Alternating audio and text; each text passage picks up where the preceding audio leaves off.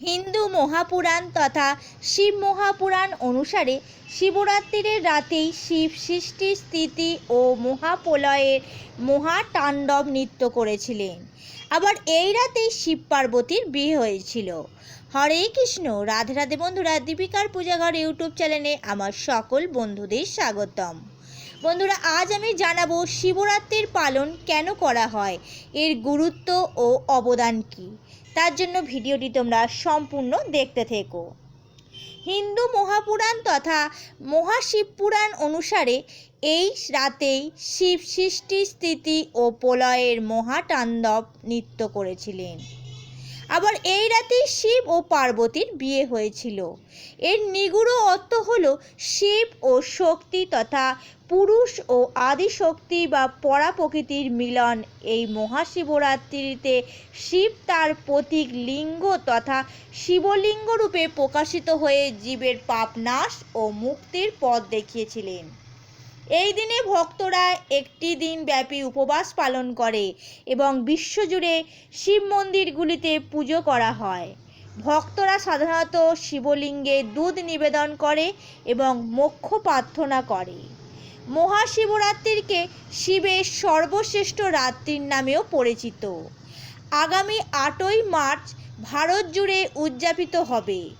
এটি ভগবান শিবের ভক্তদের জন্য সবচেয়ে শুভ উৎসবগুলির মধ্যে একটি।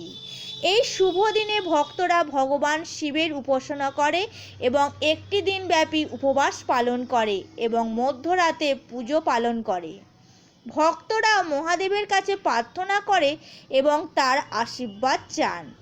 এবার আমি জানাবো কেন মহাশিবরাত্রির উদযাপন করি আমরা। মহাশিবরাত্রির রাত্রি ফাল্গুন মাসের অন্ধকার পাক্ষিকের 14তম দিনে দেবী পার্বতীর সাথে ভগবান শিবের মিলনের উদযাপনকে চিহ্নিত করে। হিন্দু পুরাণ অনুসারে এই দিনে ভগবান শিব দেবী পার্বতীর সাথে বিবাহ বন্ধনে আবদ্ধ হন। ভগবান শিব পুরুষ, যেখানে মা পার্বতীর প্রকৃতির ব্যক্তিত্ব রয়েছে। চেতনা এবং শক্তি উভয়ের মিলনের সাথে এটি সৃষ্টিকে সহজ করে তোলে। হিন্দু ধর্ম অনুসারে এই রাতেই ভগবান শিব তার সংরক্ষণ, সৃষ্টি এবং ধ্বংসের স্বর্গীয় নৃত্য করেন, যা তাণ্ডব নামে পরিচিত।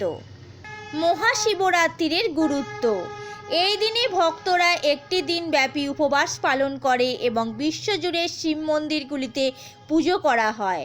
ভক্তরা সাধারণত শিবলিঙ্গে দুধ নিবেদন করে এবং মোক্ষ প্রার্থনা করে। এছাড়াও ভক্তরা সারা রাত প্রার্থনা করে এবং ভগবান শিবের প্রশংসায় মন্ত্র উচ্চারণ করে। মহিলারাও একটি ভালো স্বামী এবং সুখী বিবাহিত জীবনের আশীর্বাদ পেতে প্রার্থনা করে।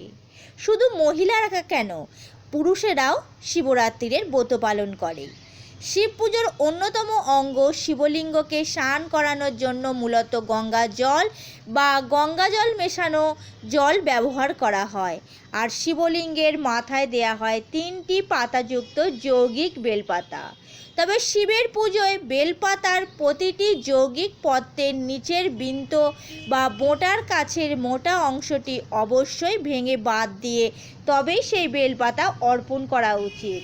এটা বিশ্বাস করা হয় যে মহাশিবরাত্রির উপবাস ভক্তদের মনে করিয়ে দেয় যে অহংকার, অহং এবং মিথ্যা শুধুমাত্র একজনের পতনের দিকে নিয়ে যায়। বন্ধুরা, এই ছিল আজকের আমার ভিডিও। আশা করি ভিডিওটি তোমাদের ভালো লেগেছে। যদি ভালো লেগে থাকে তাহলে ছোট্ট করে একটি লাইক করে দিও, তোমার প্রিয়জন বন্ধুবান্ধবদের সাথে শেয়ার করে দিও। Thank you for watching. Radhe Radhe. জয় শ্রীকৃষ্ণ। হর হর মহাদেব। জয় শিব শম্ভু।